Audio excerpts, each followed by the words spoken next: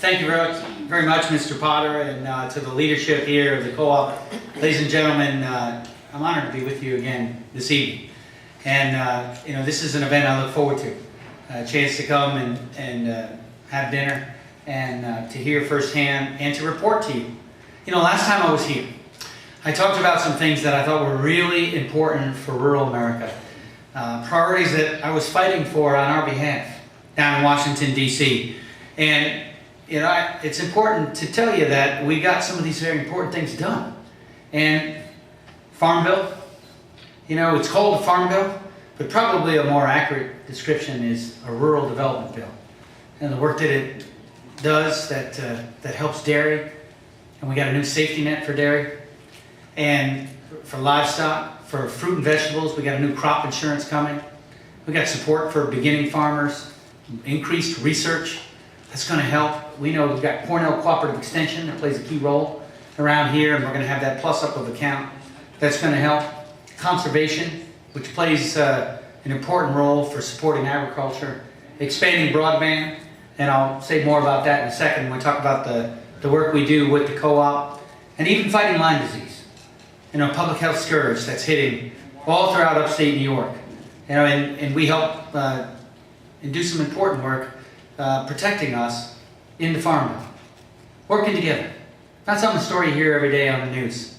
You turn on the news and oftentimes it doesn't matter what channel, we get bombarded with the negativity, with the divide, the gridlock.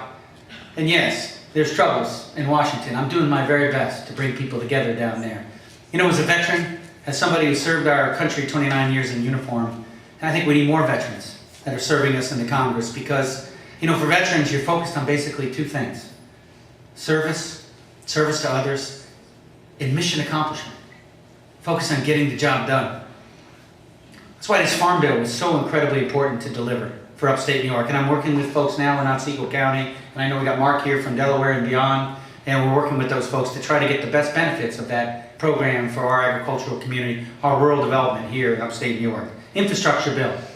I mentioned that last time, how important it is that we improve our roads and bridges and really have a first-class infrastructure that gives confidence. Small businesses, so we can move our goods and services and move safely as we move all about.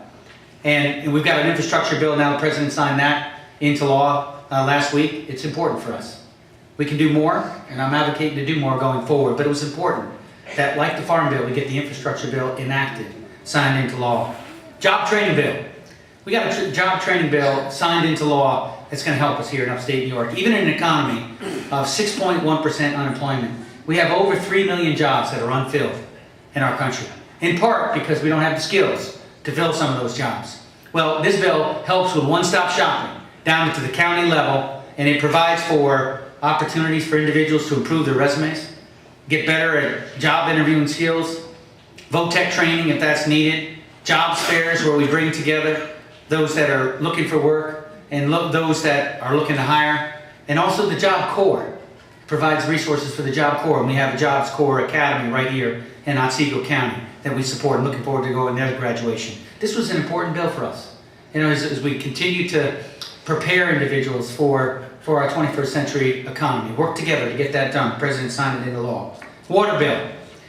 We got a Sandy aid bill at the beginning of this Congress that is helping us. And you may say, well, Sandy was mostly downstate.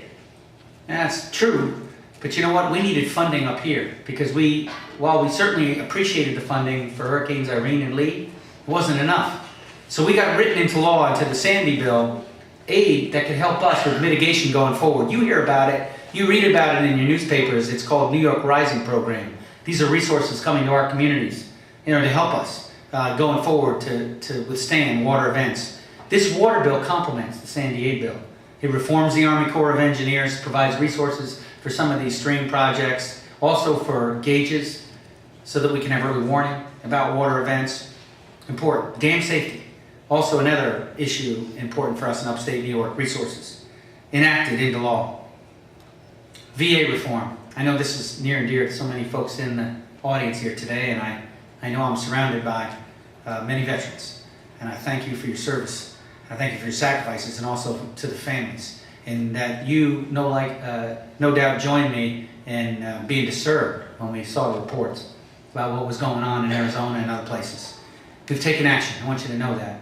This was something that has always been a very high priority for my office, that we advocate for veterans. We've been doing that through casework. I've been doing that through a series of other legislation.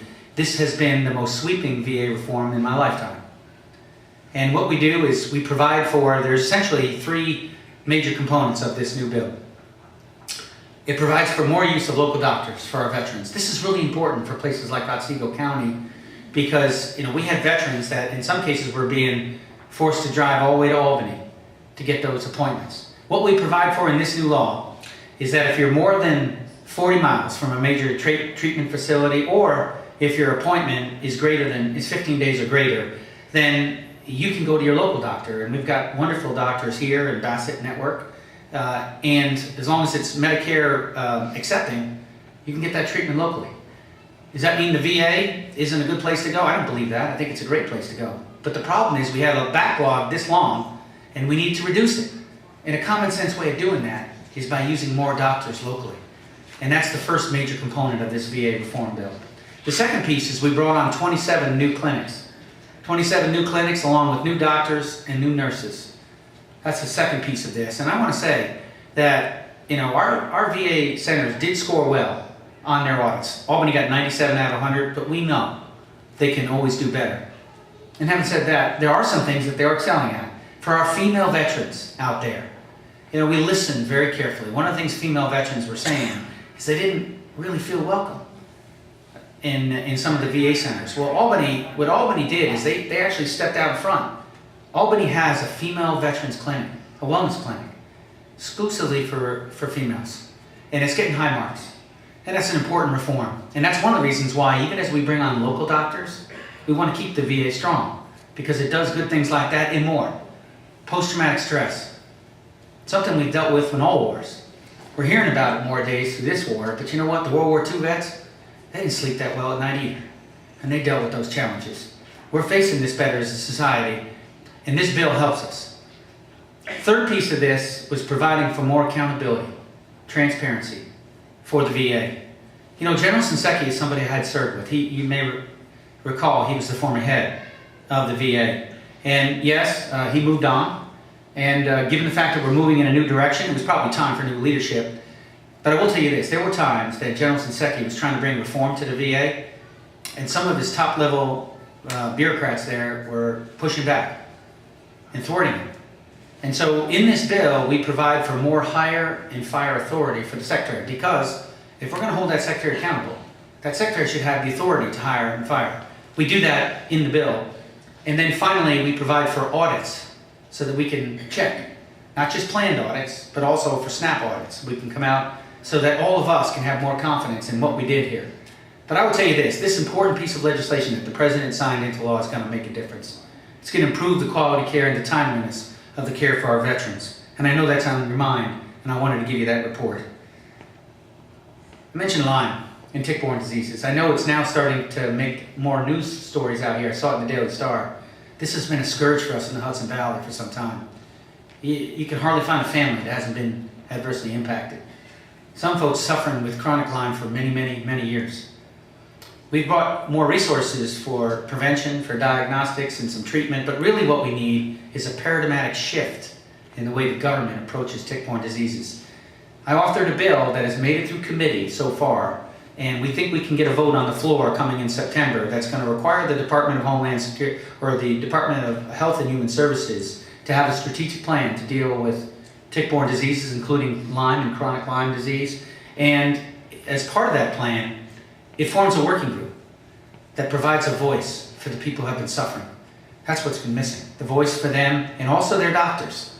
Because right now, ladies and gentlemen, the way that the Centers for Disease Control, the way that they define Lyme disease is too narrow.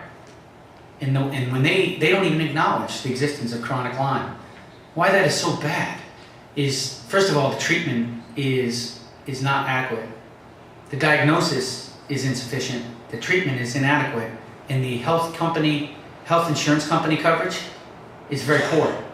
And so this bill, by forming this working group, impacts the research is going to have an input on where the research dollars goes. And when the research dollars are put into places that are doing this research and we can get it published, we can change the guidelines. When we change the CDC guidelines, that will not only help the treatment. You know, when I talk to the insurance companies, I say, why aren't you covering more of this? How come you're not paying for more of this? And you know what they say? They say, well, you know, if it was approved care, we pay for more of it. This is why this bill is so important, because if we can change the guidelines, we think we can get better coverage. And if you know somebody that's been suffering, and I know there are some people in Otsego County, tell them we're fighting hard to bring relief on the way. That brings me my close, and just tell you how proud I am of this co-op. You know, I know that they, like everyone else here, you know, you're dealing with some tough realities. We just came through an awful winter, horrific winter. That polar vortex, it crushed us. You know, we saw energy prices spiking everywhere. I've been working hard as I can to lower energy costs. I remember what that was like as a young boy in a family, a working class family in the late 70s, and how adversely that impacted us. And I saw it again this past year, and I saw so many families that were in a similar situation that my family was in the 70s. You know, where you have to decide, what am I going to do? What am I going to pay for? How am I going to pay this bill? And so I'm working on policies that will expand supply so we can drive down costs. And I'm working with the co-op here. I have great faith in this leadership. You know, we meet here in the district and we meet in Washington. They come down and they do advocate for you. I want you to know they're a strong voice. Not only for driving down energy costs, but also for expanding broadband. This is something that's so critically important to job creation. It's also important to education. We have folks that go to school and they get the benefit of some broadband in school, but then they go home and they fall behind their peers because some of the peers have broadband and some of the kids don't. We can do better than this. We absolutely can do better for this. The Farm Bill has some relief, but quite frankly, the big relief is in this Connect America Fund that Steve knows about, and that we have heard from the administration that we see changes coming in the rules and who can get access to that. I want co-ops and small businesses to get an opportunity. The first round only provided that money to the big companies. And guess what? They didn't use it because they're very profit motive. And what we really need to do is get it to our small businesses and to our co-ops, because those folks live in our communities. And they know what it's like when we don't have access to expanded broadband. So this is what we're fighting for. And Steve, you know, and Mark, it's an honor to fight alongside of you as we look to expand broadband and drive down energy costs. I want to close with this. Beyond all the policy and beyond the casework that we do, what I really want for all of us is to believe. Is to believe in us. And believe in us.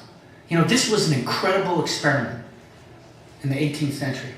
This idea that we could live free, that we could be self-governing, was radical. We tend to look back on it and say, of course. But this was the era of the divine right of kings and queens and aristocracies. The thought that we could be self-governing, nobody believed that to be so, but we did. And all these years later, I still believe. You know, that's why I've self-imposed term limits. I'm not looking to be a career politician. I'm down there, I said, the most I'll serve is 8 years. I'm there fighting for you. My wife and I, we earned that pension in the military. I give it back to the Treasury because I don't think it's right to double dip in a time that's so tough and I have to make hard calls. Because in addition to growing this economy so that every American gets a shot at the American dream, it's also important we get back to a balanced budget over time so that future generations get the same choices and freedoms that we had. And that requires tough choices. And that's why we give our pension back, to lead by example. I learned this in the military. No successful commander said, go take that hill. You got out front and you said, we're going to the hill. Follow me. And so that's part of what I'm trying to do here in my short time serving you. Is I want all of us to be inspired to believe that we can do this. We can be a self-governing people. I know that the media message is not that one. But please know that there are folks fighting for you. Regardless of what party you may be in, we're all Americans first. And we absolutely can rally and come together. And that's why I was so excited to come here tonight, because I know that's the focus here in the co-op, is doing the very best you can under the circumstances you have. God bless each and every one of you. Thank you very much. Thank you.